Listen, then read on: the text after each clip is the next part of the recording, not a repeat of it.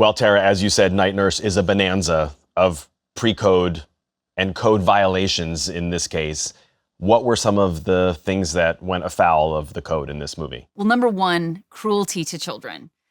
This rule was around before the code was even official. It was one they'd had for a long time, and that totally violates it. The girls are being slowly starved to death with their caretakers watching and a party going on next door. Yeah. Then there's the brutality of Nick the chauffeur and how he treats Laura and everyone else around him. There's the attempted rape.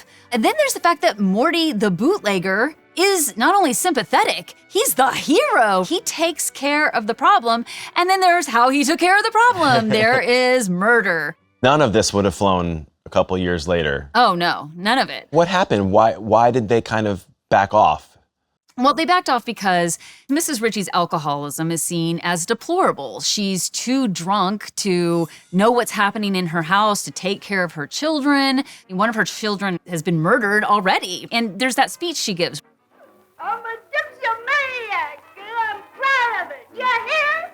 I'm a dipsomaniac, and I like it. I like it. All of those things together, they thought no one's going to want to do this. What they're going to take away is that a woman who neglects her children is a bad woman. Interesting. So in many cases, that's what we're learning here, is that even if there was questionable content or offensive content or low morality content, as long as the final message in relation to that content was one that would lift people up and not degrade them or sully their minds, then the code, at least in these days, would let it go. Yeah, absolutely. That doesn't mean that the local censor boards would feel the same way. There were a lot of cuts required. From the moment that Laura is tapped on the shoulder by the drunk boyfriend and told to go deal with Mrs. Ritchie, through the whole rapey melee that happens, some people cut that entire portion. They also would cut things like Laura going and having that confrontation with Mrs. Ritchie, where she declares why she's doing it and her whole concern, and Laura dragging her by the hair.